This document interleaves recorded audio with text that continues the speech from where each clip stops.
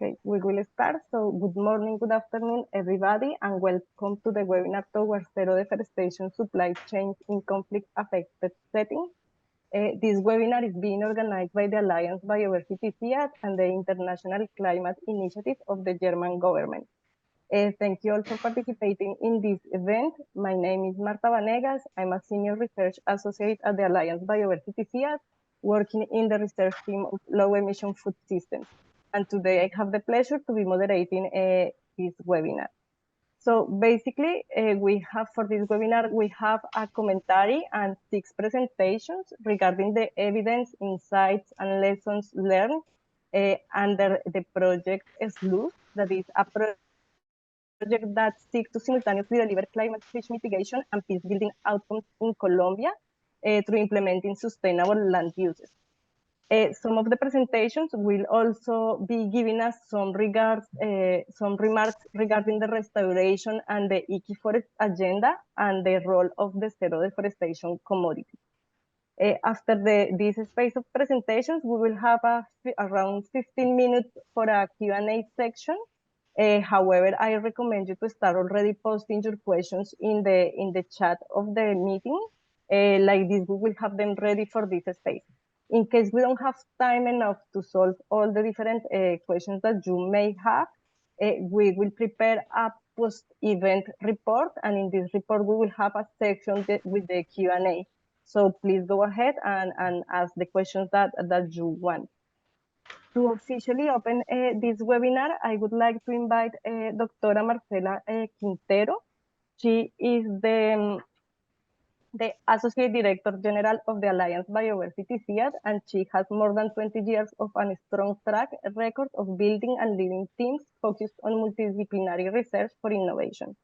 Marcela has also been since the very beginning with this project, so I would like her to give these initial words for the webinar.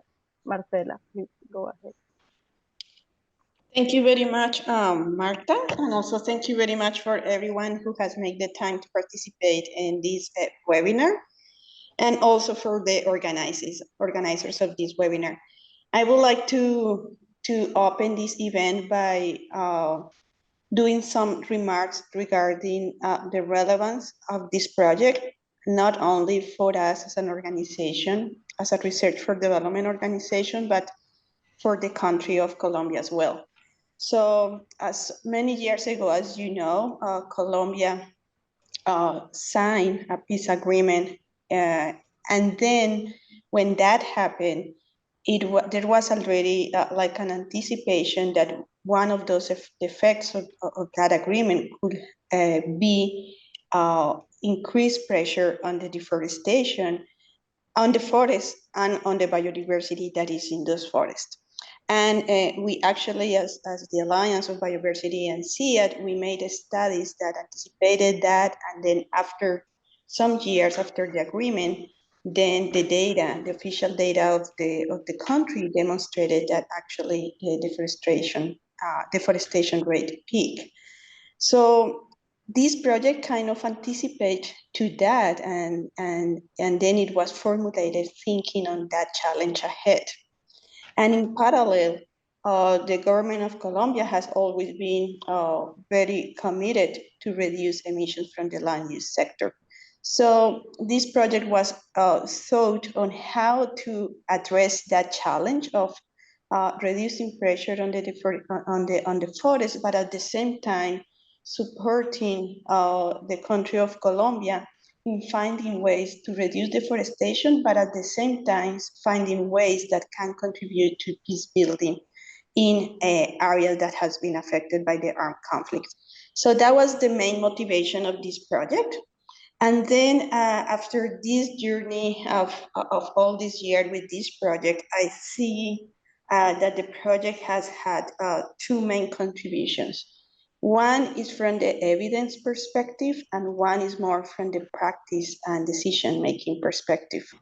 So from the evidence, I think, and looking at the reports and different presentations of this project, I think one of the main contributions of this project has been on co-designing and with farmers and creating evidence on how some production systems that have been central of many alternatives that has been promoted here in the country to reduce deforestation, emissions, but at the same time contribute to build peace, how those systems should be shaped up, how have to be co-designed with the farmers, and what practices should be central to those systems in a way that the practices itself within those systems can reduce emissions, and at the same time, how during that co-design, farmers also commit to protect the forest. So the project has built evidence on what are those practices, how effective they are, and also how to keep monitoring the contribution of those practices to avoid deforestation and reduce emissions.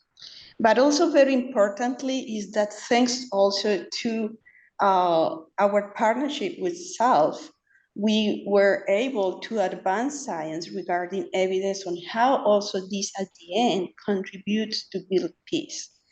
And so remember, this project have this dual goal, like reducing emissions from deforestation, from agricultural systems, but also contributing to the process of building peace in these areas affected by the conflict. So that meant a lot of evidence coming on that regard from the project. So that's one of the things I wanted to highlight it. And the other one has to be with practices. So this project that it is really how science and research and also our partners that are also more on the development side can really see changes on the ground. So working with different farmers associations and also national entities, we were able to kind of demonstrate that and how does co-design working on the ground, how farmers are adopting those practices, how they are committing to protect the forest. So many changes happening already on the ground with the project. And also the project has been key in supporting the government on dialogues around how we can build zero deforestation value chain together with the private sector.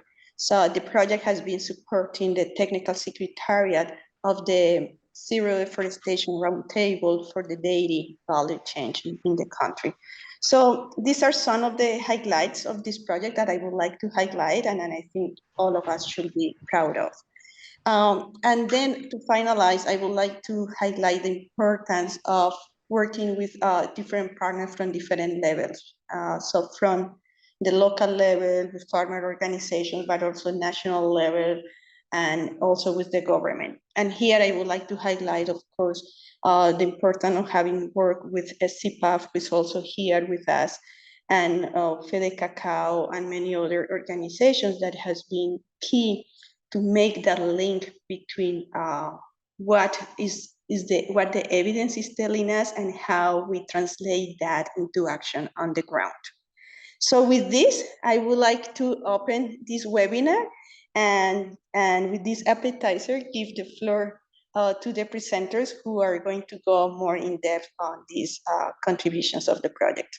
So thank you, Marta. Thank you very much, Marcela, for these opening words. And I think that it really framed what is going to be the webinar about.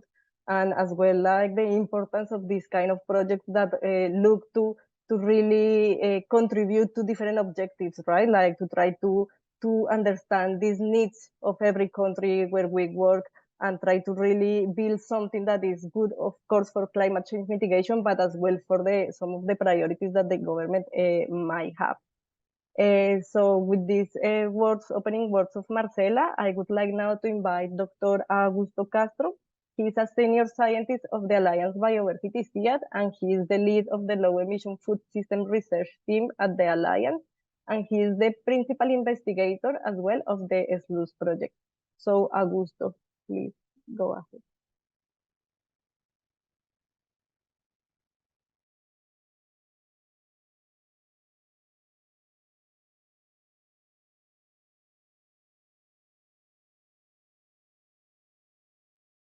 Augusto. You're muted. Yeah, sorry. Augusto, you are muted. I think you can already go ahead. and present your screen. Yes, okay. Thank you. Yeah, I was trying to open my screen. Can you hear me now? We can hear you perfectly. Perfect, thank you. So,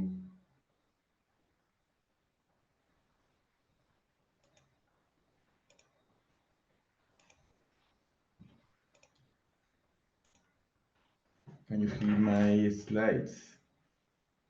Yes, it's still not in presentation mode, but we can see them. Okay, now? Perfect. Okay, thank you so much, Marcos. Thank you so much to Marcela and to all the attendants. Now I will present you the project, but with I will emphasize during this presentation the work we've done to contributing towards zero deforestation supply chains in Colombia. As you know, Colombia is a country that is emerging from conflict. Marcela already mentioned this at the beginning of her presentation and the opening. And as you may know, there are plenty of narratives that are emerging related to the links between climate change mitigation and conflict. Some of these narratives mention that climate change is going to exacerbate the drivers of conflict and therefore is a risk for security of the humanity. Some other perspectives are saying that climate action can drive conflict.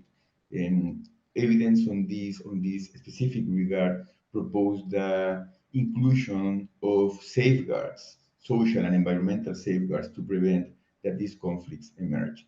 In the topic of forest conservation, many narratives have emerged over time. Some of them saying that conflict is a driver of deforestation. Some others that conflict reduces deforestation. In fact, what happened in Colombia with the peace agreement is that we have an overall increase in the deforestation trends at the national scale. But when we try to assess deforestation at more localized scale, then we realize that some of the parts of Colombia that experience that higher deforestation do not necessarily change their trend. If you can see in the square C, the trend of the municipalities that belongs to that trend, if you can see there, the trend is steady, is the same trend, even after the conflict. So in those type of municipalities, we cannot say that deforestation increased after the peace agreements. However, in some other municipalities in Colombia that belongs to other type of trends and other types of social and environmental dynamics, deforestation trend changes. In some we could find an increase in deforestation, in some other a reduce of deforestation. So disregarding the narrative, what we can say now after this project is that climate action cannot succeed without peace. Forest conservation will not succeed without peace. And long-lasting peace won't be possible or won't be achieved without climate action. So we need to work together in a synergistic way. So the project implemented sustainable agricultural and livestock systems for simultaneous targeting of climate change mitigation and peace building in Colombia tried to address this specific issue. The project has four main components. One relates to policy integration. We believe that the synergies between the different sectors that are related, that are connected with peace and conflict and deforestation and land use change shall work together. That's the first component of the project. The second component relates to sustainable land use systems. In this component, what we've done is to measure if whatever we are proposing for reducing deforestation is in fact contributing to reducing deforestation, but not only at a farm scale, but also at the landscape scale, at the value chain or supply chain scale. Then we develop value chain strategies to overcome the barriers of the adoption of those sustainable land use systems that contributing to both climate change mitigation, forest conservation, and peace building. And the fourth component of the project relates to promote the results of this project. the major achievements of the SLUS project in Colombia are we've developed tools for integrating peace building and climate action. One of these tools, for instance, is a platform where you can assess the ex ante assess the impact of interventions for reducing deforestation and for achieving peace on both climate action and peace building. So that tool, for instance, is called Scala tool and was developed by the SALF Institute. We've also developed a lot of peer review papers. We've developed 23 peer review papers that contributes to the academic discussion on this. We have also trained 13 students, 8 of them PhD, that got their PhDs or are getting their PhD in high standard universities in Switzerland, in Sweden, in Copenhagen, in Denmark, as well as in Germany. We also had some master level students. We have influenced several research and development initiatives. We have contributed as well to the development of some of these initiatives. For instance, in Colombia, we formed the development of an initiative for reducing zero deforestation in the cocoa supply chain, which is called Cocoa Forest and Peace Initiative. The project developed the analysis to identify the priority regions and to identify the priority areas where this initiative shall intervene. In addition to that, we've reached several producers, more than 2,000, and we have facilitated and participated in the dialogue for zero deforestation in dairy and cocoa value chains. And we have directly intervened 60 conflict-affected farmers.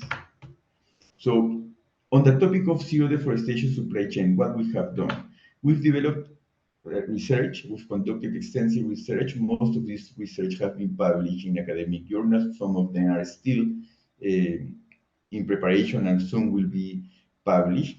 Based on this research, we can ensure that deforestation does not result from scaling silvopastoral systems, for instance. There should be a clear understanding of the connection between food and land system when designing intervention. That's something that is important. Looks like evident, but needs to be highlighted in policy decision making. Another thing that we are identifying and we are kind of highlighting is that cocoa agroforestry and sustainable livestock are not yet profitable business. So we need to identify the incentives, not only the financial incentives, but as well the non-financial incentives to facilitate and to promote the adoption of this type of businesses on sustainable production. We've developed solutions. One of them is a six-step approach for scaling low emission food systems and low and sustainable production of livestock and cocoa production systems. We facilitated the formation of regional supply chains committees at the local level. We facilitated the formation of the committees in 2 municipalities related to the dairy and the cocoa supply chains. We've engaged actively in platforms for zero deforestation commodity production at a national scale. In fact, the project have facilitated and lead the secretary for the agreement on the dairy sector. More specifically, is the agreement for achieving zero deforestation in the dairy sector. Our partners are now implementing specific tasks. Our partners are diverse types of stakeholders, including private companies. Te quedan 2 minutos, Augusto. 2 minutes left. Thank you. We have also partnered with producers on sustainable business models. In fact, we are now producing cocoa bars. At the beginning, we started using these bars as a souvenirs, but now we are going deep into the business to try to work with farmers to identify a business model that can be facilitate the commercialization of bars produced with zero deforestation cocoa. So our slogan is zero deforestation and 100 peace, but also 70% cacao. So it's not only the quality of the cocoa, but as well the social and environmental positive impact that these kind of businesses can deliver.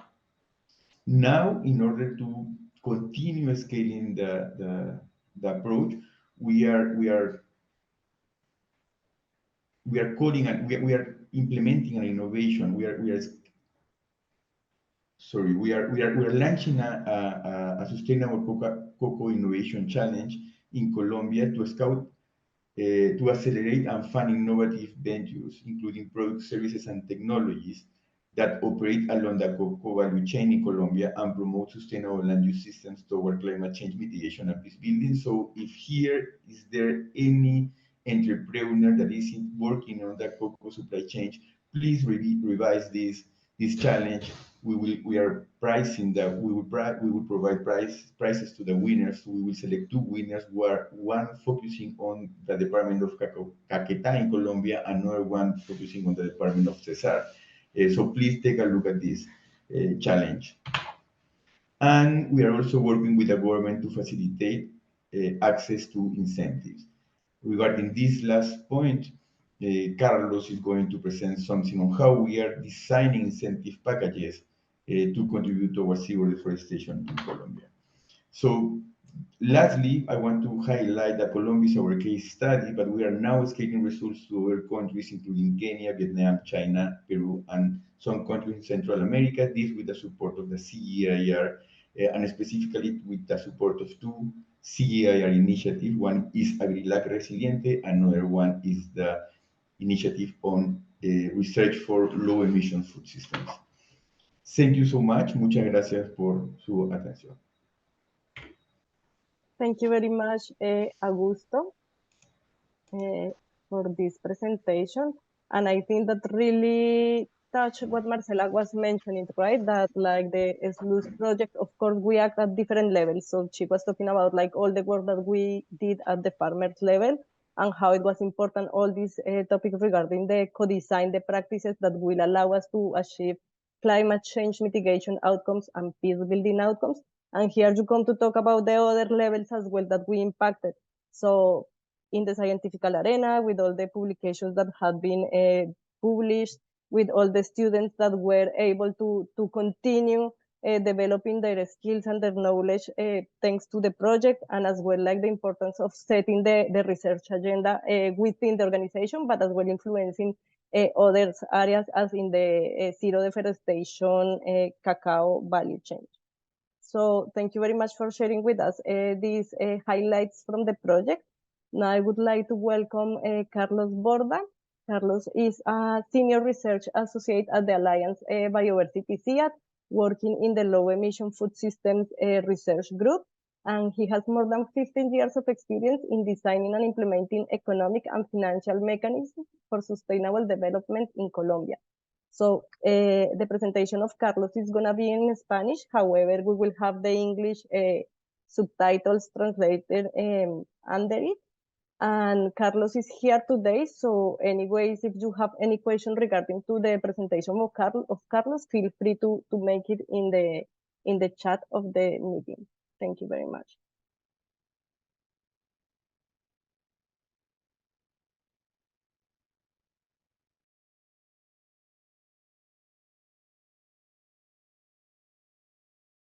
Buenos días a todos, muchas gracias por la invitación. Soy Carlos Andrés Borda, trabajo como investigador en la Alliance Biodiversity CIAT y hoy les vengo a presentar un marco sobre la identificación de sistemas de incentivos en sistemas de uso sostenible de la tierra, SLUS.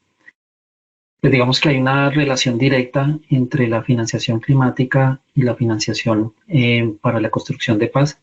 Digamos que en Colombia esa relación es muy cercana. Digamos que para 2017 se logró identificar que justamente los municipios afectados por el conflicto armado es donde se concentra cerca del 80% de todos los procesos de deforestación, digamos, a nivel nacional. Y digamos que a partir de la firma del acuerdo de paz en el año 2016, la financiación del Estado se concentró principalmente en aquellos municipios afectados justamente por el conflicto armado y también que presentan, digamos, altos procesos de deforestación. Entonces, digamos que en ese sentido hay una estrecha relación entre el conflicto armado y los procesos de deforestación en el país. Y justamente esta es una de las razones por las cuales el proceso de paz desarrolló y creó mecanismos de financiación básicamente con dobles objetivos. El primero, contribuir, digamos, a la construcción de una paz, de la paz, y también, digamos, a implementar, digamos, la estrategia de control a la deforestación. En este sentido, se crearon instrumentos de financiación como el impuesto al carbono, los pagos por servicios ambientales, fondos especiales para la paz y mecanismos como obras por impuestos. Entonces, digamos que estos instrumentos están actualmente en procesos de implementación y contribuyen también, digamos, al cumplimiento de la estrategia de control de la deforestación a nivel nacional. Algunos datos de fuentes oficiales han permitido evidenciar que anualmente estas inversiones, las inversiones asociadas a cambio climático y a partir de la creación de estos nuevos mecanismos permitió el incremento de la financiación en cerca de 550 millones de dólares al año. Principalmente provienen o están canalizados en el sector público, cerca del 72%, 20% en el sector privado y 8%, digamos, corresponde principalmente a donaciones de carácter internacional.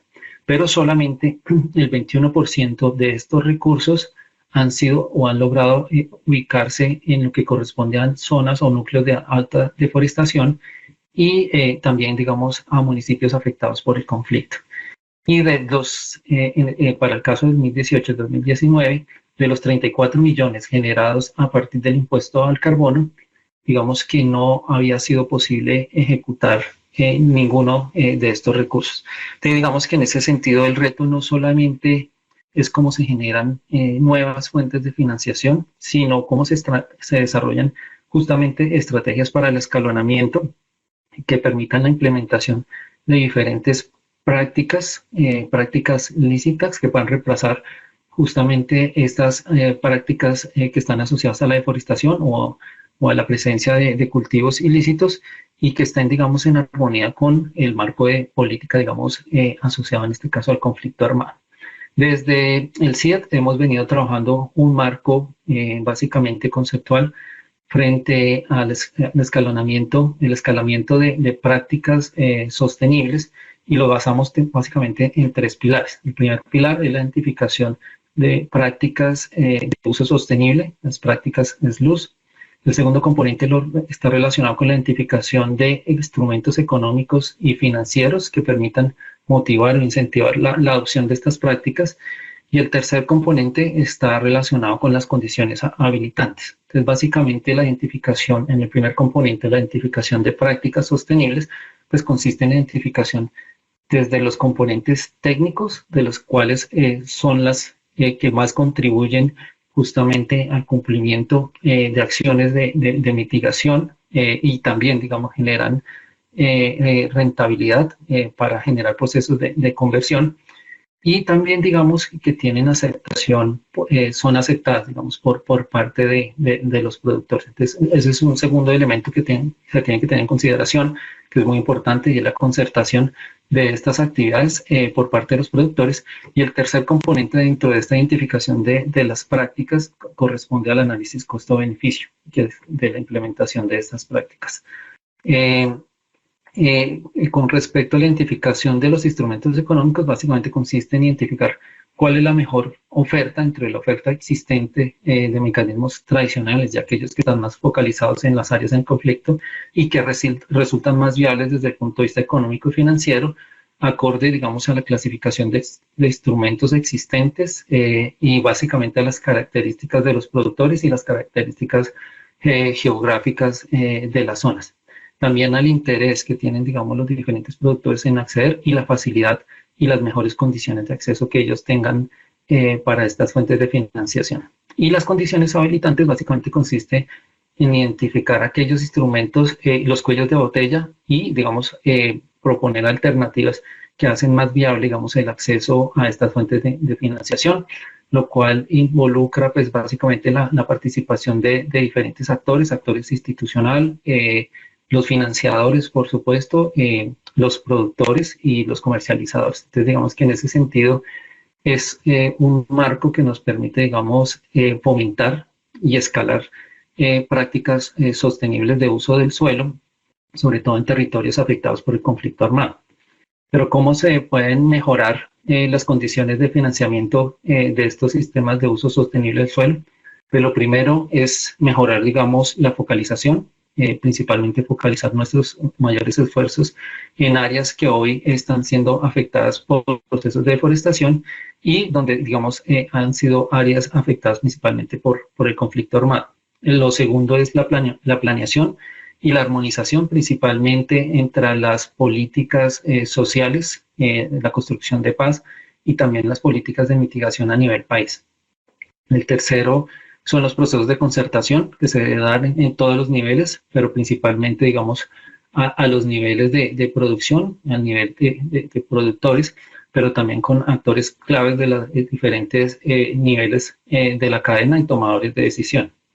El tercer componente está relacionado con la validación de estas prácticas SLUS, digamos, en el marco de los sistemas financieros existentes, y para eso, digamos, se pueden tomar como ejemplo el marco de la taxonomía verde, donde se establecen algunos elementos y lineamientos para la financiación a través de diferentes, digamos, fuentes tradicionales y créditos y demás.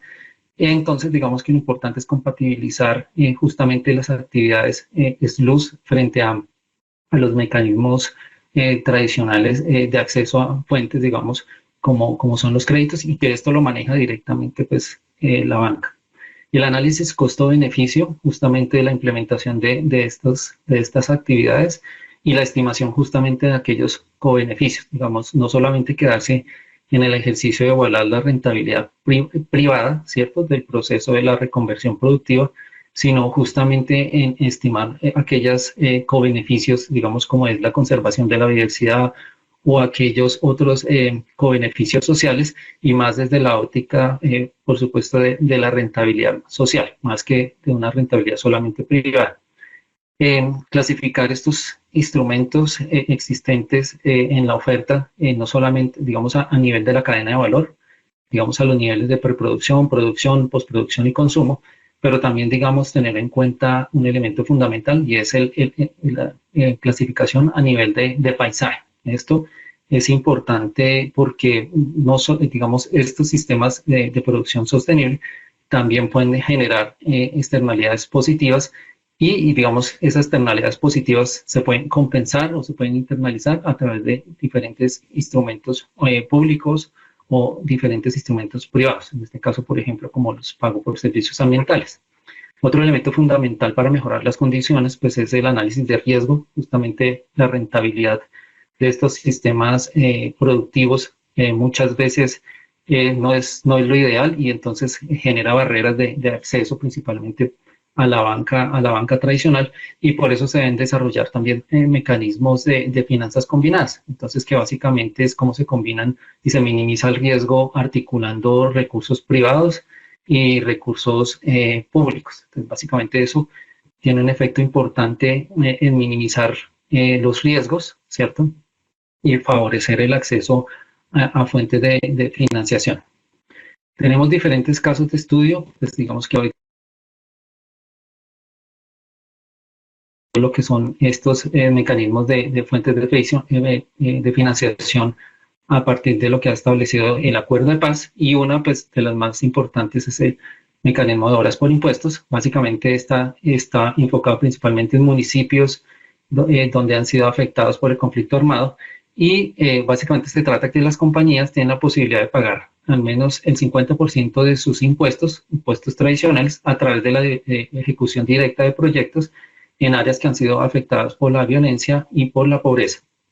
Principalmente están focalizados en municipios PEDET, pero tienen un plus, un adicional, si también se encuentran en zonas de deforestación o en áreas protegidas.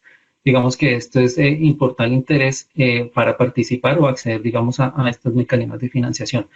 Dentro de los objetivos de estos mecanismos pueden encontrarse la conservación de los bosques, la construcción de paz, pero también, digamos, el incremento de prácticas o de áreas, digamos, que se destinan a prácticas sostenibles, por ejemplo, en este caso de Caquetá, básicamente a incrementar áreas que están destinadas hoy a cacao, incremente este número de hectáreas.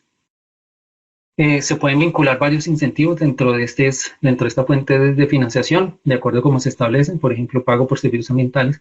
Para Caquetá se ha estimado para este tipo de proyectos unos montos cercanos a $147 por hectárea de año, y adicionalmente estos mecanismos permiten generar incentivos a través del mejoramiento de los negocios verdes, digamos, a nivel de productor, pero también a nivel de la comercialización.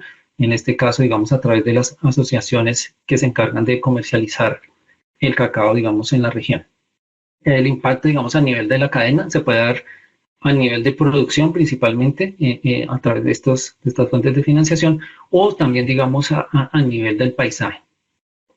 La potencialidad para escalar se puede dar desde el nivel de productores, también de asociaciones y también de municipios. Entonces, digamos que se puede incrementar el número de productores que se vinculan, también el número de asociaciones, y también, digamos, estos proyectos pueden ser desarrollados, digamos, a través de los diferentes municipios, mientras sean municipios afectados por el conflicto armado.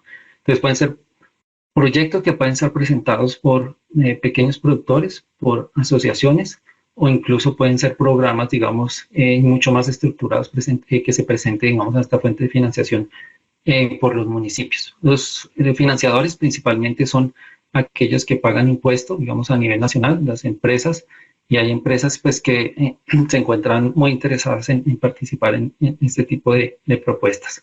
Actores claves, por ejemplo, en este caso de Caquetá, se encuentran los productores de cacao, los municipios, el Ministerio de Ambiente y las agencias de renovación del territorio, que hace parte de las instituciones de presidencia de la República. Y digamos que en términos de conclusiones, los incentivos públicos o incentivos privados se pueden combinar, digamos, con múltiples propósitos, digamos, en este caso para contribuir a la mitigación y a la construcción de paz. Y esto pues es promisorio para alcanzar, digamos, beneficios tanto para pequeños productores y también, digamos, para escalar las prácticas productivas de uso del suelo. Básicamente los instrumentos financieros están bien enmarcados y en estrategias de escalamiento bien desarrolladas, y en marcos de política que habiliten, en este caso, su implementación. Entonces, digamos, aquí tenemos un acuerdo de paz que permite la implementación de estos mecanismos, y también existen estrategias que permiten el escalonamiento de esos sistemas de producción sostenible. Digamos que una de las conclusiones es que a pesar se pueden usar mucho más recursos para escalar, pero es necesario primero mirar la efectividad justamente de esas inversiones, no generar más fuentes de financiación, sino generar mecanismos mucho más efectivos que permitan llegar a estos territorios y poder acceder justamente a este tipo de financiación. Hoy, digamos, las organizaciones, a pesar de que existen estos recursos, no pueden aplicar a estos programas o a estas fuentes de financiación, porque pues eso requiere de un tema de fortalecimiento de capacidades que muchas veces estas organizaciones no las tienen, y justamente pues se requiere del apoyo institucional, en este caso como programas que desarrollan instituciones como el CIAS y otras que participan justamente en territorio. Se necesita muy buena coordinación y mejorar esa coordinación entre los actores locales, los ministerios, en este caso encargados de los temas de financiación, en este caso también el Ministerio de Ambiente, y digamos que todo lo que son los departamentos de presidencia que se encargan de los procesos o los asuntos relacionados con el cumplimiento del acuerdo de paz. Sigue, por cierto, pues un gran reto es reemplazar pues estas prácticas ilícitas por prácticas sostenibles que contribuyan justamente a la mitigación y al mismo tiempo pues a la construcción de paz.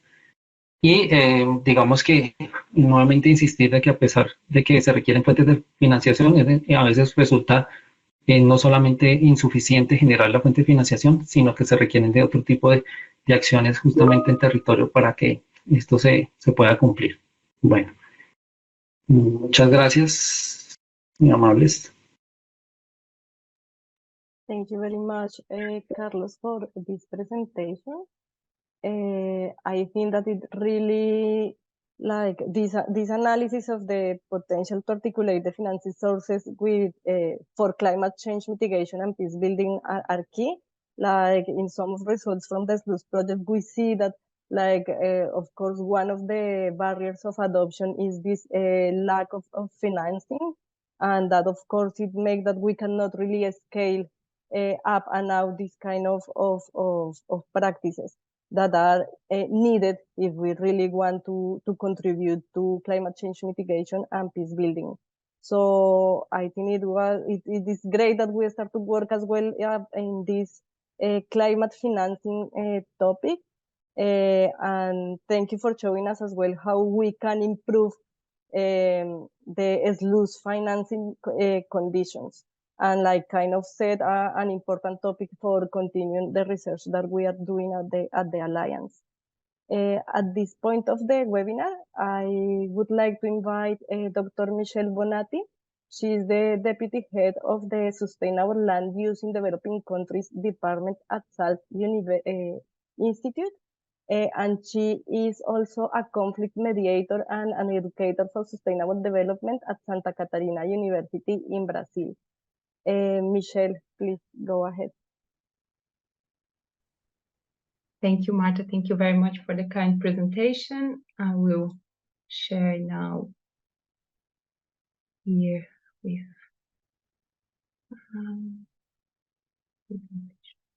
okay. Is it possible to see the presentation? Perfect. Yes. Yeah, great. So, well, thank you very much for the invitation, not only for the presentation today, but the whole collaboration that was really excellent during the project. I'm very glad to talk today to the audience a little bit about the sustainable land use systems promoting peace building and how we did this with the project, the challenges that has on the process. Also understanding a little bit how complex is the process when we bring sustainable land use systems connecting with peace building process.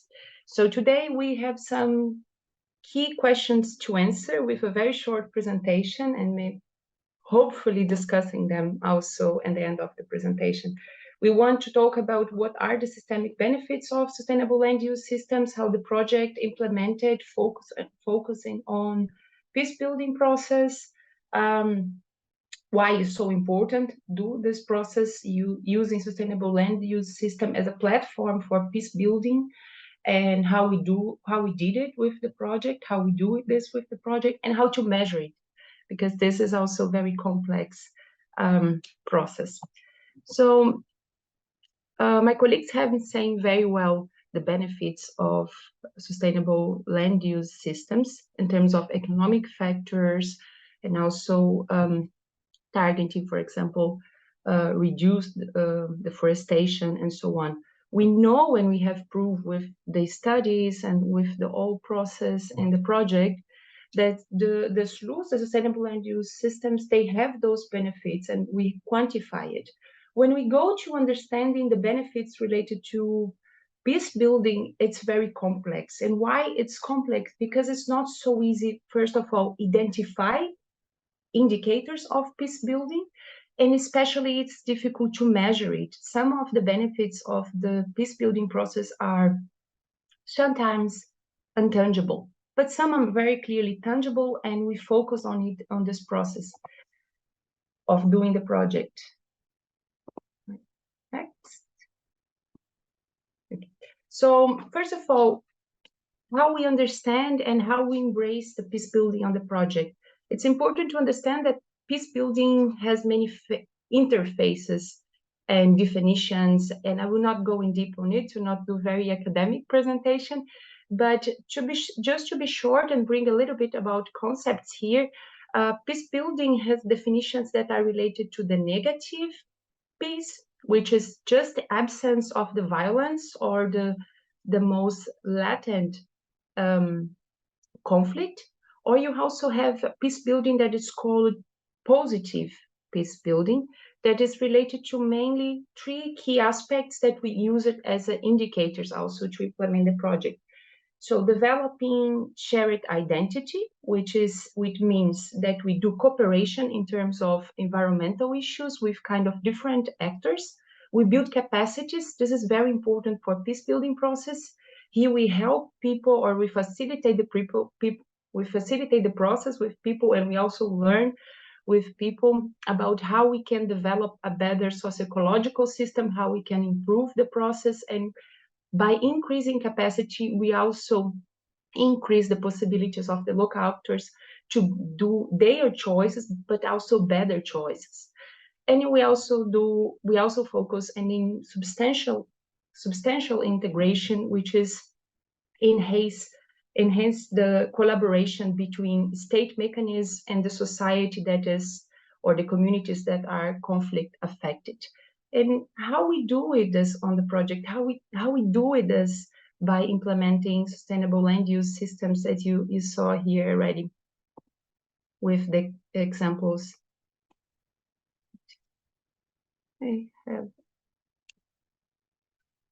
So some key actions of the project that some are already mentioned here. One of the key points, entry points to start peace building process using sustainable land use systems as platform to cooperation is integrate a diversity of social actors. That's why the approach on value chains also, so we can integrate farmers, policymakers, researchers, civil society, buyers. So we bring this cooperation and the network and the social cohesion between different actors. So here the actors has the possibility also to evaluate the situation and how to improve their systems, but also their social conditions. The focus also in creating committees. This is also one of the examples of tangible activities. So having a number of different actors involved, having a number of committees that are established as organization to bring together and foster this collaboration among actors that comes from a past of being separated due to conflict.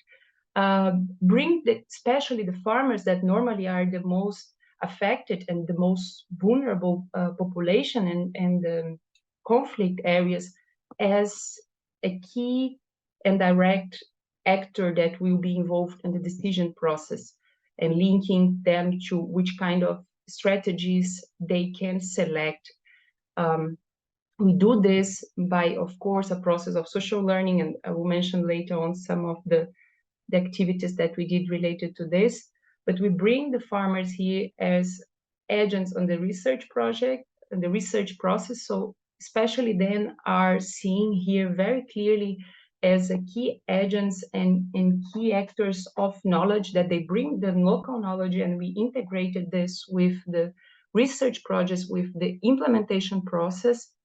So we do a lot of activities that bring people together to reflect about the environment, about the conflicts, and how they can improve it, how they can first recognize, how we can understand, and how we can improve this situation, and then develop together knowledge that can be replicated and integrated to other areas. So we have done all this, but how we measure it, which kind of clear indicators we have. As I said, one of the challenge and sometimes one of the critics when projects has those innovative approaches of bringing concepts that are difficult to tangible is how we measure, how we prove it, how we create indicators, and where we can focus to analyze if we are really improving what we are promised to improve. So there is several publications that we did explaining which kind of indicators, but just to be more direct and comprehensive here to you, we have 4 key indicators here, which is social cohesion. So, for example, how many associations we create, and by associations we have different kind of models. How many social events we did, how number and diversity of participants we have collaborating. We have working on the conflict transformation, image of conflict, image of knowledge, which kind of knowledge people think that they have, how they can recognize it, how the knowledge network is also established on these areas, how we can potentialize those also connections in terms of knowledge interchange. And then the capacity building, for example, number of workshops and pedagogical workshops, because workshops can have very different formats, and our approach was most of the time very much focused on having a social learning process and also trainings. And then there is the most challenging aspect, that is the reparations. And here we have certainly bottlenecks in terms of, for example, land tenure, things that the project cannot address. And we also create then a very operational tool that Augusto already mentioned, that called Scala peacebuilding. Originally, Scala is a method to analyze the impact of a potential strategy or a project in an area. Was originally created already 15 years ago. And what we did on this project is added the component of peace building, focus on the 4 indicators that I just mentioned. The tool is very operational. You have it as an app, and I think I can show you if you want later and we have time for discussion how it works. You have an Excel with several different questions, and you have to decide if the project can support different kind of aspects that are the steps. For example, the step 1 talks about overall sustainability in terms of ecologic, economic, and social dimensions. You have then specific questions for this, also for peace building, as I mentioned just now. And the other 2 steps were that we do an overall calculation of several aspects, and then we also can identify, before to implement the project, before to implement the strategy or the system, what are the bottlenecks, and or if we have too many bottlenecks, this is not the appropriate strategy to be implemented. But if we can then evaluate the impact, the potential impact that this strategy or the system will have on the area that we analyze, and we use this on the project from the beginning. And you also can use later on and reevaluate if this kind of conditions has changed after the project. I think if you have time and interest, I can show you more about the Scala peace building later on with practical example. We have by now this app to be used as Android, but together with CIT, we are also making it available for all the other platforms. Here is some of the publications that target directly these aspects that I mentioned here. Thank you very much, and I'm open to questions when the discussion time starts. Thank you very much, Michelle, for presenting us the importance of the sustainable land uses as for promoting and building peace, but as well to show us the complexity of it. I think that is key what you mentioned as well, regarding how to really make that we have within a project a really wide variety of actors, and make always sure that we include these people that is more vulnerable to conflict in the decision-making process. And also, of course, as we did during the project, to integrate the local knowledge, right? To also kind of legitimize the knowledge that they have, to be able to create these sustainable practices that really work in the field.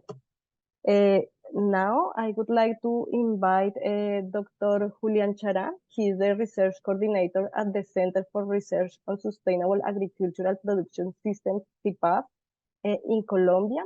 and he has more than 30 years of experience in sustainable cattle ranching, watershed protection, and climate change mitigation. Julian, please go ahead.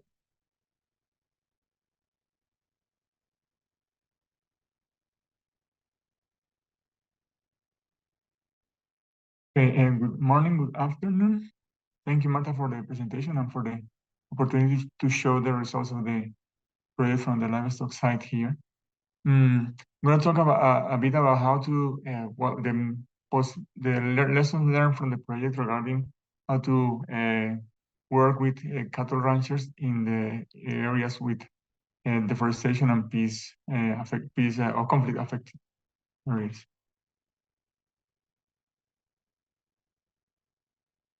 Well, we work it in two of departments in Colombia, but I'm going to focus mainly on Caqueta, which is now like the fourth department in Colombia with the highest population of cattle, and also with implications for a number of farms that are affected, that are involved in this activity, and the emissions for the country. As I mentioned, when we talk about deforestation trends in Colombia, we have also always have to talk about the Amazon region, and Caqueta is one of the departments in this region that is always leading the figures in deforestation. And this picture from Murillo and Sandoval shows a bit of where the cattle ranching is let's say consolidated in Caqueta, and also areas where it has been advancing in recent years to replace forest. So for us, it's very important to work both in the area that has been already devoted to cattle ranching for several years or for decades, and that is under certain degrees of degradation. So we have to improve and restore these areas, and also working in these areas where new deforestation is occurring, both in the middle of forests or native forests, or as part of farms that still own some part of the forest, either mature or primary forest or degraded forest, but that are thinking in moving from the area that are already open to areas to the forest, these remaining patches of forests. So for that, we have worked during the project trying to co-create a system based on the experiences that farmers and other stakeholders in the region have on silvopasture, on different aspects of sustainable cattle ranching. And with them, we designed a system that combines some of the experiences in silvopasture arrangements in the region, but based on what is more easy to adopt with sustainable practices. That's the one thing I would say that's the main learning of the project is that everything has to be implemented together, both the increase in tree cover to restore these areas and to be more efficient, but also to improve the management of the farms by rotational grazing, water distribution, electric fencing, many complementary activities that are required for these systems to work properly.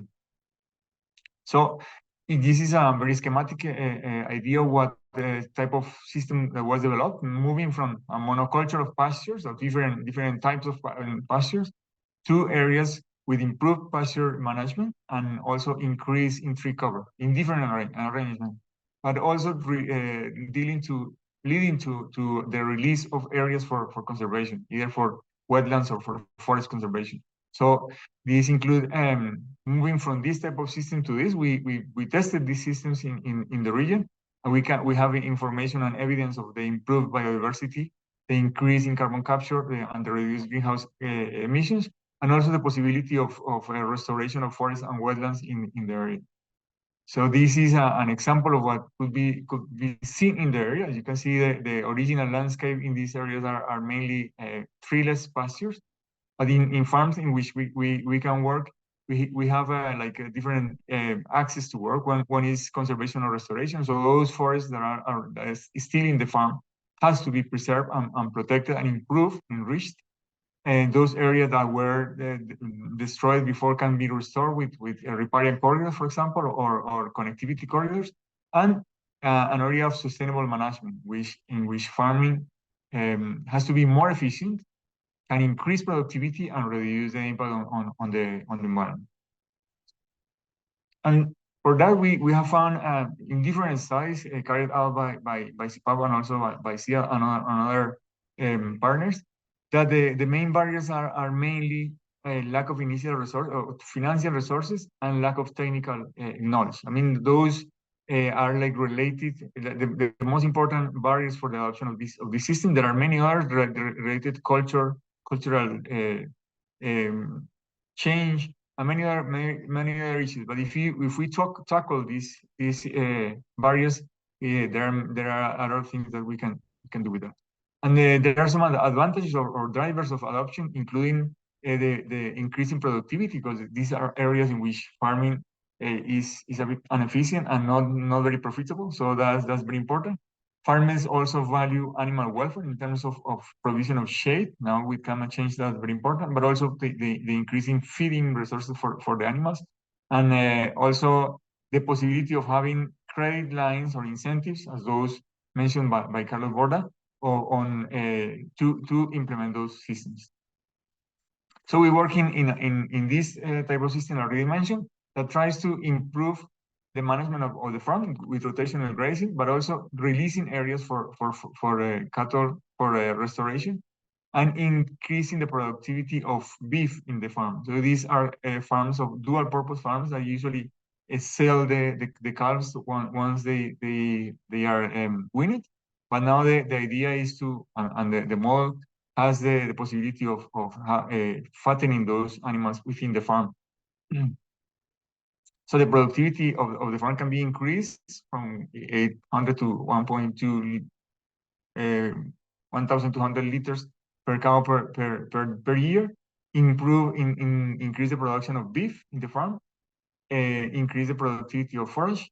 But there is one of the barriers here, is that for implementing this, there is a cash flow and a period with negative cash flow that has to be. We have to find the ways to make this possible, because the system is very profitable at the end. There are some years with problems. So for this, there are 4 models of this, but for this one the investment is $54,000. And what we found is that if the farmer doesn't have the credit, he will run into a period of negative cash flow, meaning he's not going to have money for their activities, and therefore it's not suitable. It's not possible to do it. With commercial credit that are offered at the moment in the area, there is still a period of bad cash flow, a long period that will make this situation inviable. And with the Finagro credit, which are the incentives that are actually currently working, there will be a possibility. The situation improves a lot. I mean, he can have a cash flow, a profit for the first years before it increase the profit for the whole operation. However, therefore we are working now with Finagro and some other institutions to improve the possibility of this type of credits, and improving even better to make it more viable for the farmers. In addition to that, we have worked with the dairy value chain, trying to, for those farmers who are implementing the SLUS, having their commercialization through companies that are signatories of the zero-deforestation agreements, and also that can sell directly to the retailers, or through the Queso de Caqueta denominación de origen, which is a collective brand created in Caqueta, which these companies are affiliated. So with those companies, we have worked in analyzing the deforestation footprint to reduce the deforestation for the providers. With this particular lactose derivative, we have worked also in business models to dairy products. In this case, we are working in the patent for this type of cheese that is using milk coming from farms that are developing silvopastoral systems and SLUS, and working with the dairy value chain committee, also for the connection with the national government, and for the policies that had to do with dairy production in the area, and for reducing that barrier related to technical assistance, working with the local university to generate a diploma on sustainable cattle ranching for the Amazon, but also with the SENA, which is the National Training Service, to certify technical assistance to do that. This is a way to do it. There are many of work still to be done, so that there are more technical assistance available and more technicians available to propose this system. During the project, we also worked in the design of the NAMA of sustainable cattle ranching to introduce the information of the project in the design of several areas, with FINAGRO, as I mentioned, to create alternative credit lines, and with the National Dairy Council and the Ministry of Agriculture to implement policies that take into account the information collected from the project, but also introducing part of this information into the planning of the dairy sector in Colombia. Thanks for the attention. Thank you very much, Julian, for the presentation. And I think that this is as well a good example of how from the SLUS project we work at different levels. Like you mentioned, like the work in the farms with the farmers to improve like the farms so they become more sustainable. You mentioned as well like all the work regarding like identifying the barriers of adoption and the benefits, of course, of adopting as well the SLUS, but as well to go a step forward to work with another level, and is now we have this barrier that is the lack of financing instruments. And we know that at the beginning, like we have this negative cash flow, and to take this responsibility to work with the actors that can change or tune the finance tools that they are proposing to make it really possible to adopt and to scale this kind of system. So I think it was a great presentation that worked how we really need to engage with the different levels when we are working in a project regarding climate change mitigation and peace building. Right now, I would like to invite Dr. Ruth Irlen. She is a policy advisor on international forest policy at the Federal Ministry for Environment, Nature Conservation, Nuclear Safety, and Consumer Protection in Germany.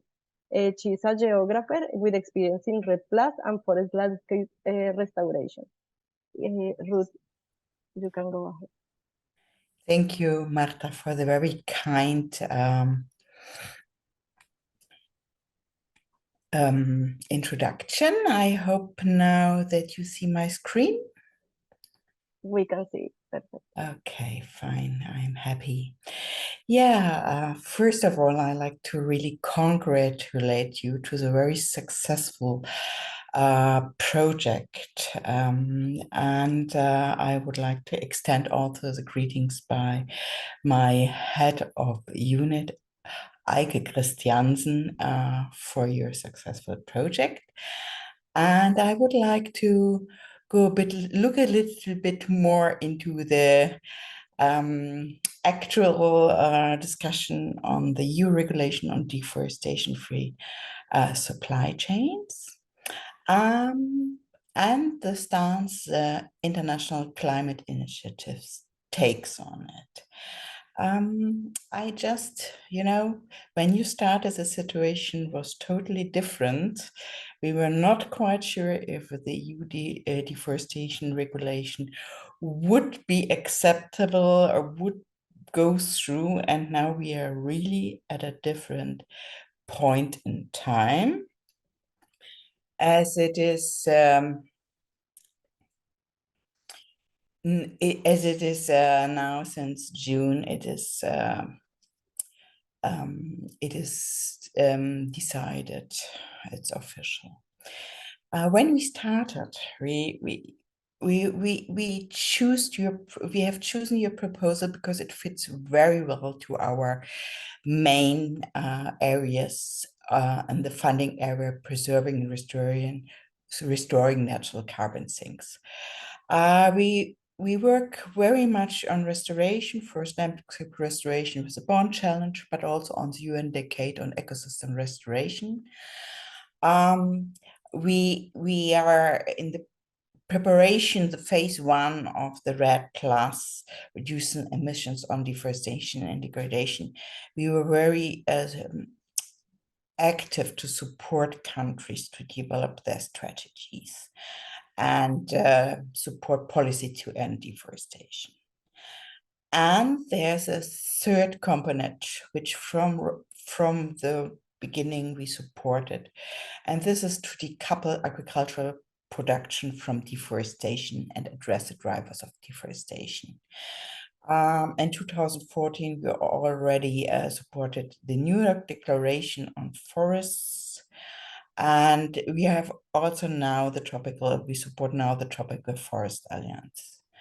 So, but there are more than these eye-catching initiatives. There's a lot of work which we did on sustainable and deforestation-free business cases all over the world, on capacity development and initial investment into sustainable production, as you mentioned, which is quite important in changing the mode of production, also in the field of agropastoral systems. We started to work on integrated approaches, which integrate land use planning, restoration, and conservation agreements. We also started to work with jurisdictions and with different stakeholders and multi-stakeholder approaches. We have projects like yours, which have zero deforestation commitments by companies. But we also look at the enabling environment, at landscape ratings, monitoring, and traceability.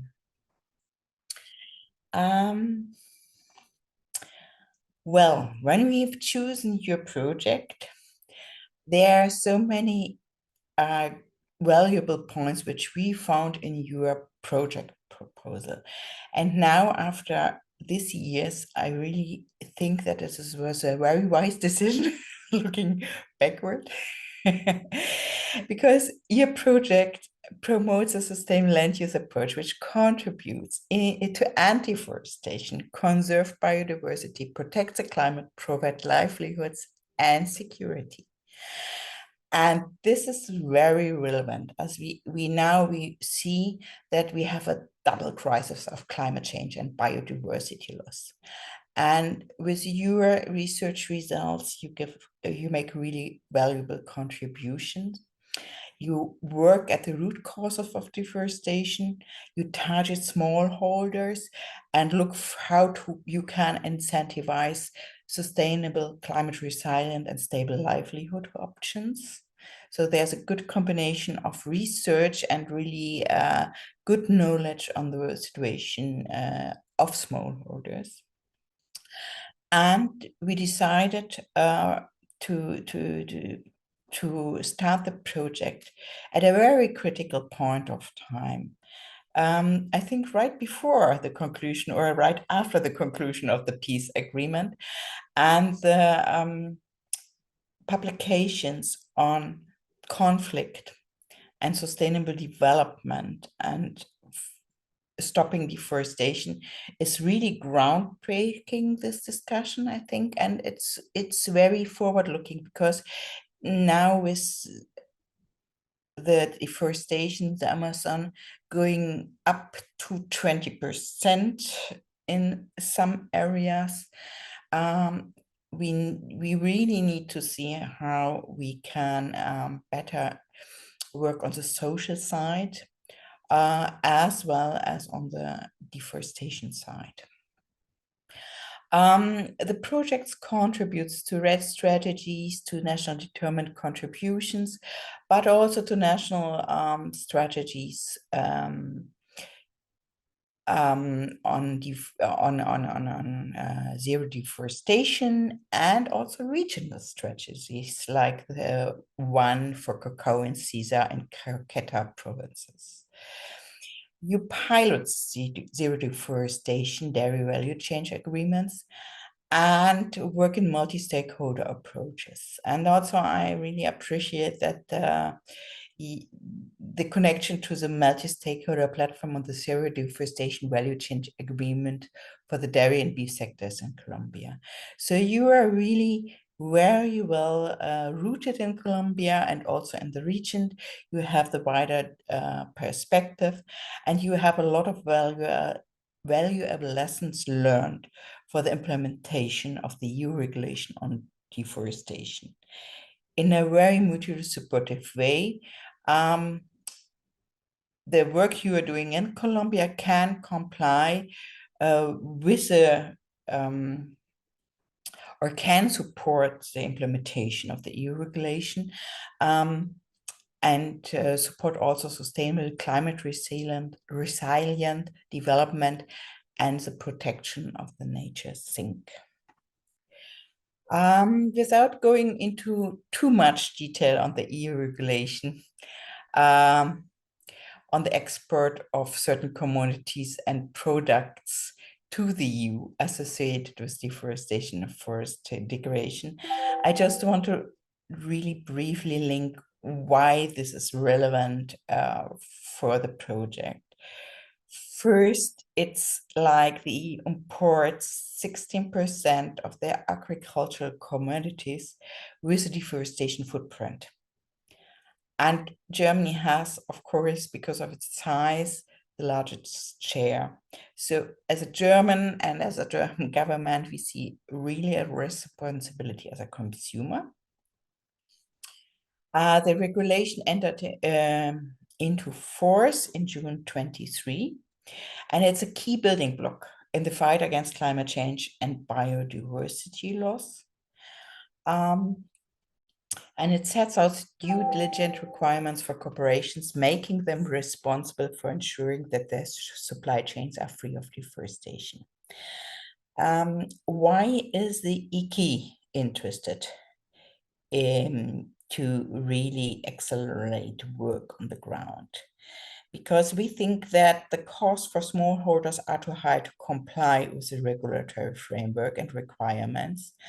And then there's a risk that they have no access to the EU markets. So we have a responsibility for partnership like it is proposed by the EU regulation, and also a joint responsibility for sustainable development, because sustainable development and the protection of nature goes hand in hand.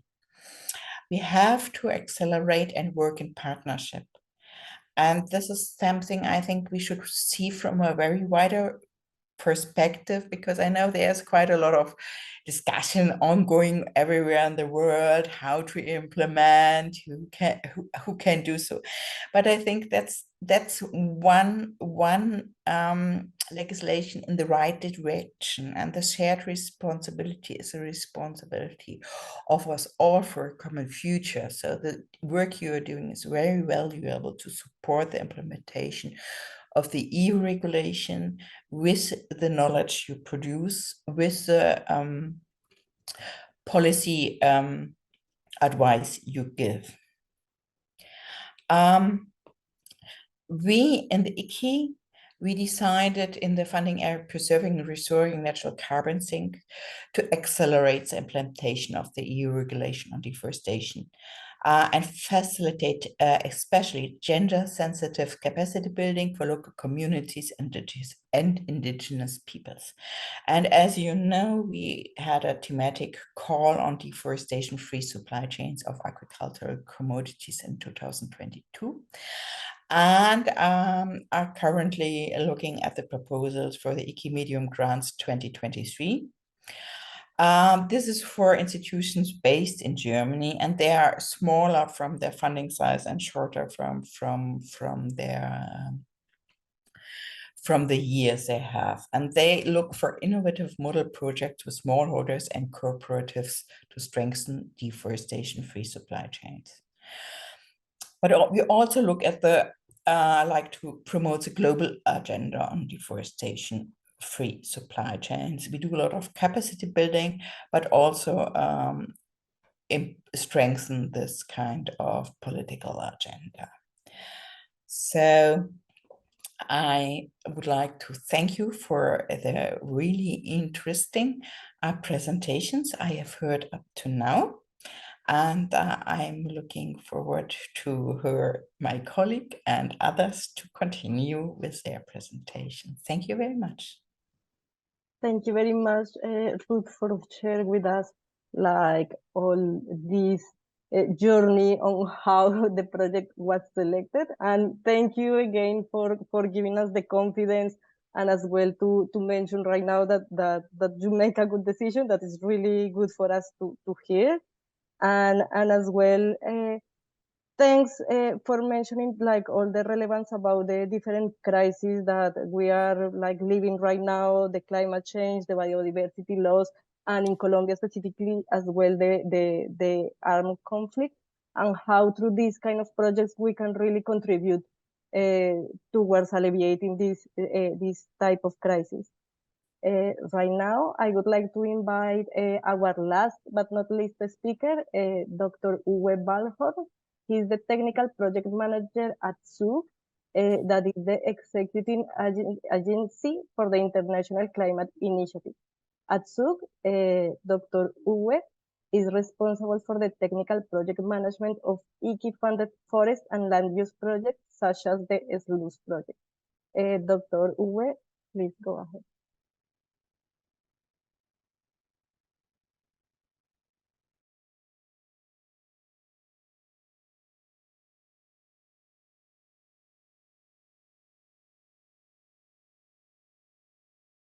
We are looking at your slides, but we are not listening.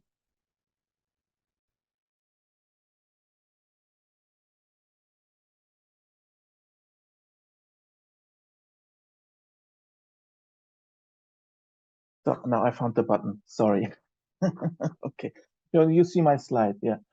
First of all, as Ruth already mentioned, I want to congratulate you all for this very successful project. And yeah, I'm very new to the project. I just got it here at ZUG I think in May. But it's, to my understanding, it's a very, very successful and also interesting project. I was given the task to look a little bit how the IKI, this SLUS project could contribute to the EU regulation on deforestation-free supply chains. First, I want to have the time or have the opportunity to plug a little bit what IKI is, because Ruth already mentioned it, but it's going to be very short. And then I want to go into looking at which project results from the SLUS project might be of interest for supporting small-scale farmers on complying with the EU regulation on deforestation. So let's move on. So IKI is a funding project since 2008, and until now we have about 950 projects and a funding volume of 6 billion. And the project selection is through idea competitions, through thematic and country calls, and across 4 funding areas. As you see here on the right, it's the funding and the mitigation of greenhouse gas emissions, adaptation, and conservation of natural carbon sinks, which Ruth already mentioned. This is the area we are with our department, forest department, but also your project was in this area. But also conservation and biodiversity. But here you already see that there is an interplay here also. This conservation of natural carbon sinks also plays into a conservation of biodiversity. And since 2022, we have a new situation. Before that, IKI was only at the Ministry of Environment, where Ruth is sitting, but now it is spread over 3 ministries in Germany. It's the Foreign Ministry, the Ministry of Economics and Climate, and the Environmental Ministry. And the main ministry here for the IKI is the Ministry of Economics.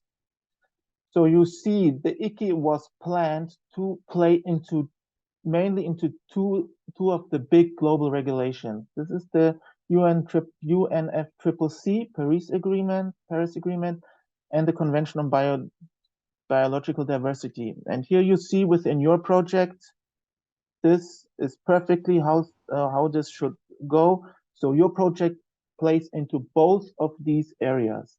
As I said before, we have 4 funding areas, and we have the approach at different calls, like country-specific calls and theme-linked calls.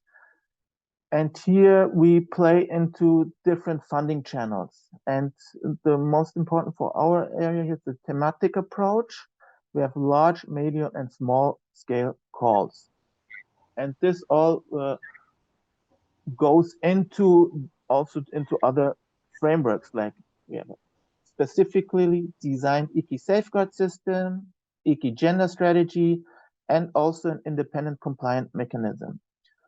So this is an overview of the IKI. And you see we have also 14 IKI priority countries. And here on the map, you see all the ODA countries where IKI funding is going to. And Colombia is one of our priority countries and strategic countries. So we always have a strong focus in the past, and I think in the future, more again on Colombia. So this is just a short background on IKI so that we are all on the same page. Now coming to your project. So the main outcome of your project is to develop land use systems that simultaneously contribute to land-based climate change mitigation and peace building. That these are developed with and taken up by key stakeholders. So I went through your main results and looked at the results. So I cooked them down to these 3 main focal areas, which I think have a possible reference to the EU regulation on deforestation-free supply chain. So you built up, to my understanding, 2 value chains in 2 rural areas in Caqueta and Cesar. One is a dairy value chain from cattle to dairy, and a cocoa value chain.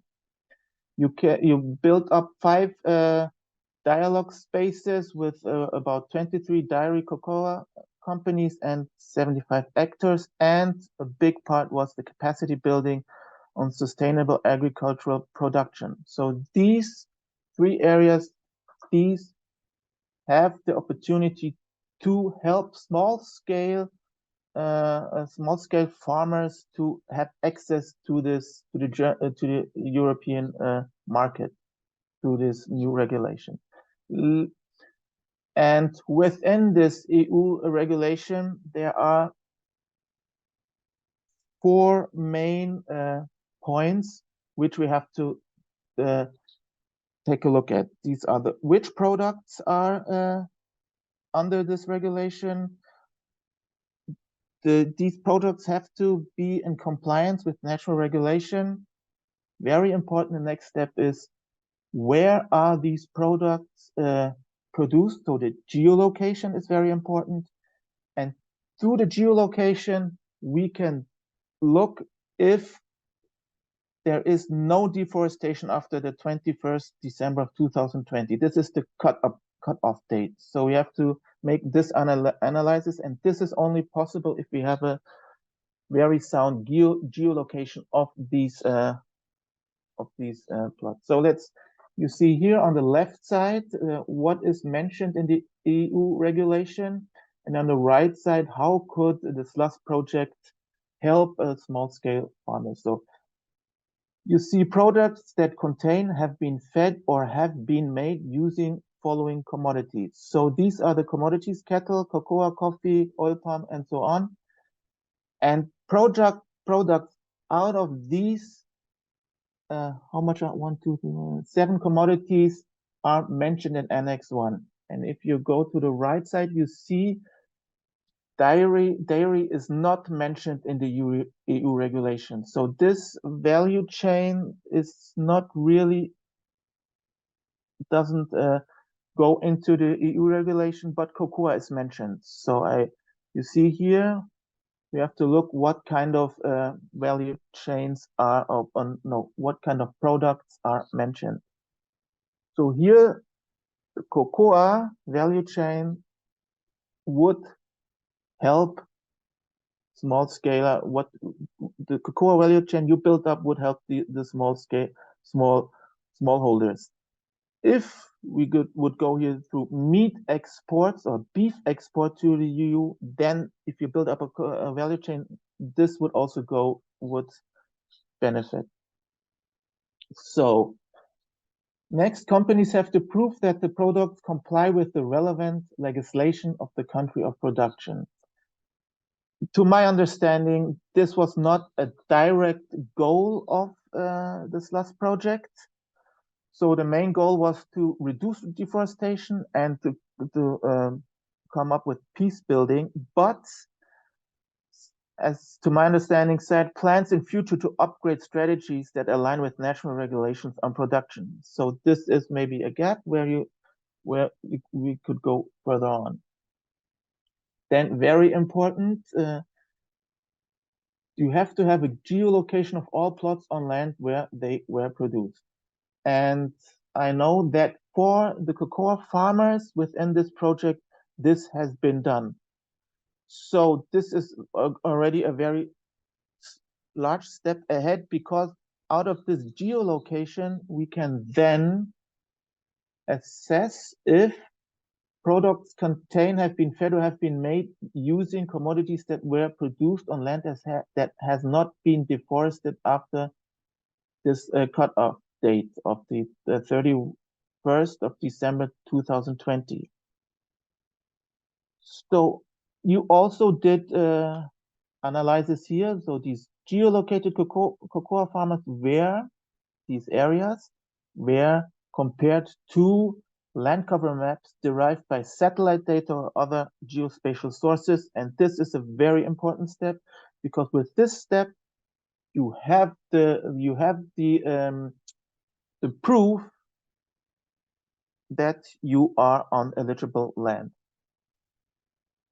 So to make it short, the IKI-SLUS project laid out the first important building blocks, but I think there's still a long way ahead to completely enable, especially smallholders, to comply with the EU regulation on deforestation-free supply chains and also have access to the EU market. Thank you. That's all from my side. And I give over to Marcela or Martha. Sorry. Don't worry. Thank you very much, Uwe, for your presentation, for showing us a little bit more about IKI and how does it work, but as well for identifying these gaps, or the where and the how we can keep working, so in the future Colombia and Colombian farmers will be able to be like exporter of zero deforestation commodities, and as well like to recognize like these little steps that we have been giving with the SLUS project, but as well recognizing that there is still a way to go to be able to have Colombia as such. So now we are at the end of our webinar, of the set of the presentations. I know that we run a little bit later, but I will ask you if you can stay a couple of minutes more so we can take some of the questions from the people that has been listening all the presentations. So right now I would like to ask if there is any question. I saw that there were some in the comments, but if you are still connected and you want to unmute yourself and make your comment, please go ahead.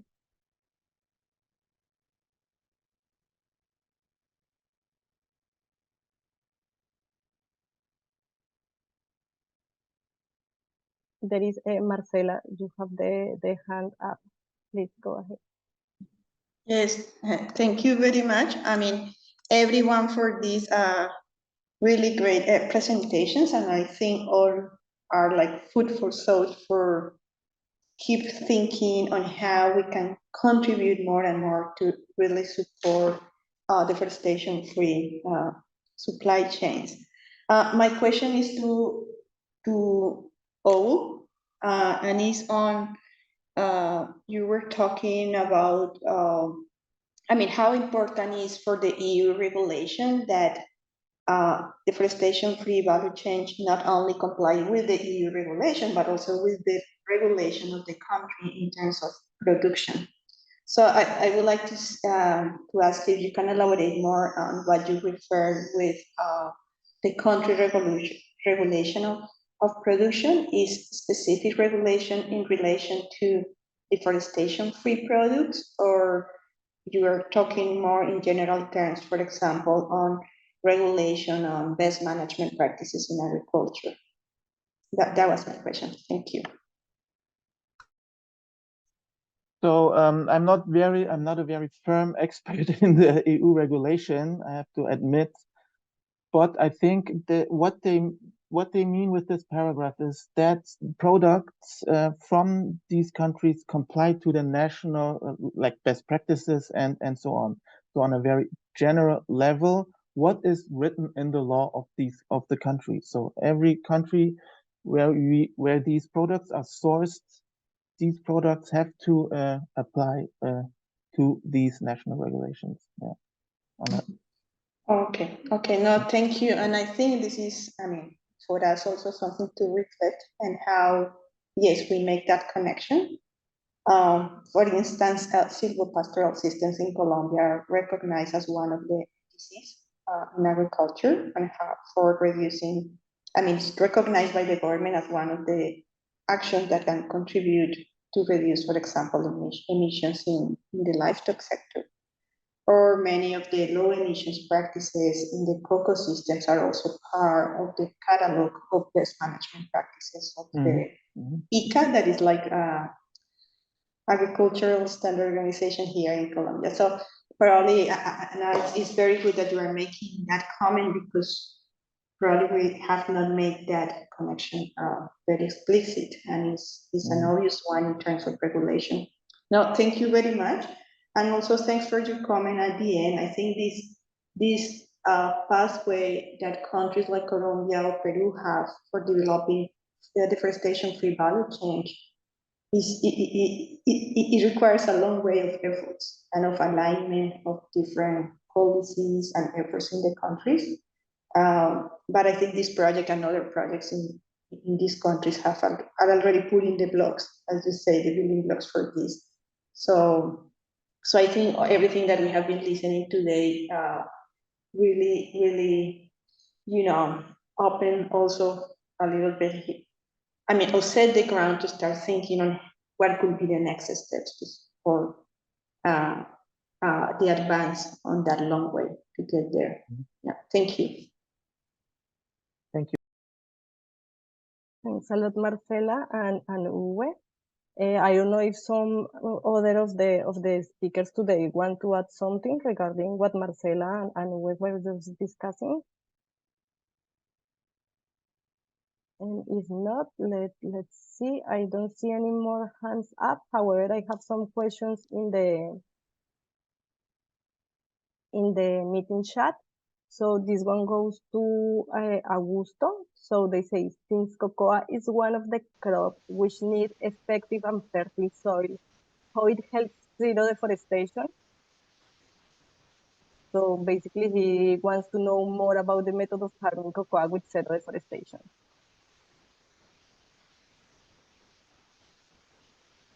Augusto.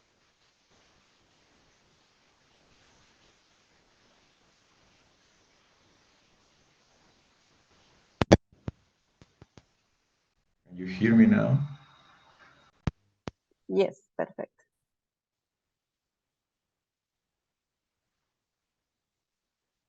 We stopped hearing you somehow.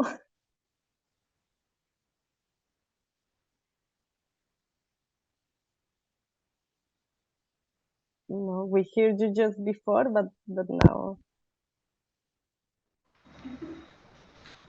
Not now? Now we can hear you, yeah. Solomon, thank you for your question. I already responded you in the chat. I invite you to visit the webpage of the SLUS project. In that webpage, you will find plenty of information and guidelines and advice on how to produce cacao without deforestation, without causing deforestation, without deforestation. However, it is important to mention that the advice we are giving in that webpage is more is targeting to places in Colombia. So probably you will have to adjust a bit this approach to the context in which you want to implement such an approach. Thank you. Thank you, Augusto, and thank you, Salomon. I think sharing you the webpage and the information, the publication we already have uploaded to the webpage. I say thank you. Thanks a lot, Solomon, and thanks, Augusto. There is as well another question regarding the presentation of Carlos Borda. So how the incentives satisfy the needs? So if the farmers are happy with $147 per hectare per year, or like if you could share some of your observations based on your assessment. So, Carlos. Exactly. Hola, gracias Marta por la pregunta. Digamos que la estimación de ese valor se hizo con relación a lo que establece la ley de pago por servicios ambientales en el país y que se fundamenta básicamente en lo que son la estimación de costos de oportunidad, digamos como alternativa a prácticas que están Carlos, ¿sí? despacio para poder traducir. Ok. Ya, si quieres paro ahí. No, dale. Can you speak in English? Okay. Y básicamente pues está basado en la estimación de costos de oportunidad, por lo que los productores muchas veces no lo ven como una mejoría en términos de ingresos, y es necesario, por supuesto, complementar esto con otro tipo de ingresos y otro tipo de incentivos. Qué pena ahí. Ya lo había respondido también en el chat. Valentina, can you go ahead and translate it, please? En el chat también está la respuesta, Valentina. Okay, yeah. Yes, because it was too much information in one sentence. So Carlos said that this value is estimated based on the PES, the pagos por servicios ambientales, that is the name in Spanish, payments for environmental ecosystem services, law. This is considered the opportunity cost of productive activities, that all these activities generate changes in land use. In this case, the case that Carlos presented, is the opportunity cost of livestock. But this is not always enough because it's not seen as an improvement. That's why it's necessary to articulate with other instruments that Carlos presenting some of those. Thank you very much, Carlos and Valentina. And we have time to take a last question. I think, Solomon, if you want to open your mic, you can go ahead. Can I go? Yes, please. Okay, thank you for giving the opportunity. I wanted to ask Dr. Rose, she raised about promoting the initiatives globally. For example, there was initiatives crop such as rice and wheat in Ethiopia. By the way, I am from Ethiopia, okay? From East Africa. I am following you from that. So what initiative crops in order to succeed the zero deforestation supply chains in your project? I wanted to know that. Thank you.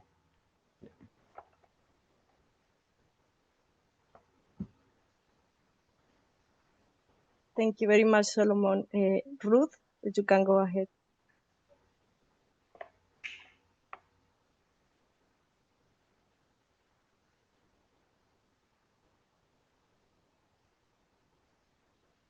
I think you are muted. Yes, now I'm unmuted now. Could you repeat the question, please?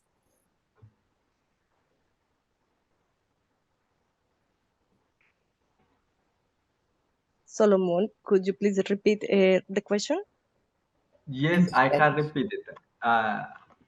But just in your presentation, you raised about promoting of initiatives globally. What type of initiative crop, or is it crop or another thing to in order to succeed the zero deforestation farming? It's not, we are not supporting an initiative for zero deforestation farming globally, but we are engaged in international dialogues like the Amsterdam Declaration, or also like the Tropical Forest Alliance. So this is, we want to support in general the discussion on deforestation-free supply chain as to heighten the awareness how important it is, because as EU we are well aware that we are shrinking the market for most of the big exporting nations in Latin America. Compared to countries with bigger populations. And so for us, it is also very important to have this kind of conversation on an international level with countries.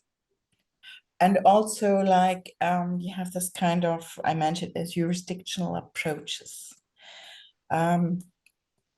We have also supported organizations working together with jurisdictions also with Caqueta to have this kind of commitment on a jurisdictional level, so that the deforestation-free supply chain complements the politics of deforestation and the RED versus monitoring and so on. This is a whole separate discussion, and it links various topics. So we have not like an own initiative, but we try to really work with also jurisdictions to improve their knowledge, their data, their monitoring, to be able really to go ahead as a zero deforestation jurisdiction.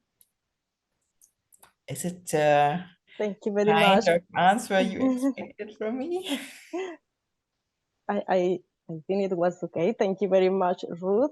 You answered the question. And I would like to thank everybody for attending to this webinar. I think that it gave a really nice overview of what was the SLUS project, but as well having the perspective of IKI and the German government, that it was important as well to highlight and to understand how this story and how you see that we could move forward to keep promoting these sustainable land use systems that will allow us to contribute to different outcomes and sustainable goals that we have within the country.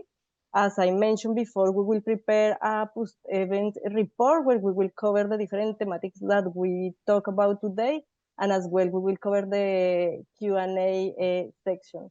So thank you very much for your time, and I hope to have you again some other time. Thanks a lot.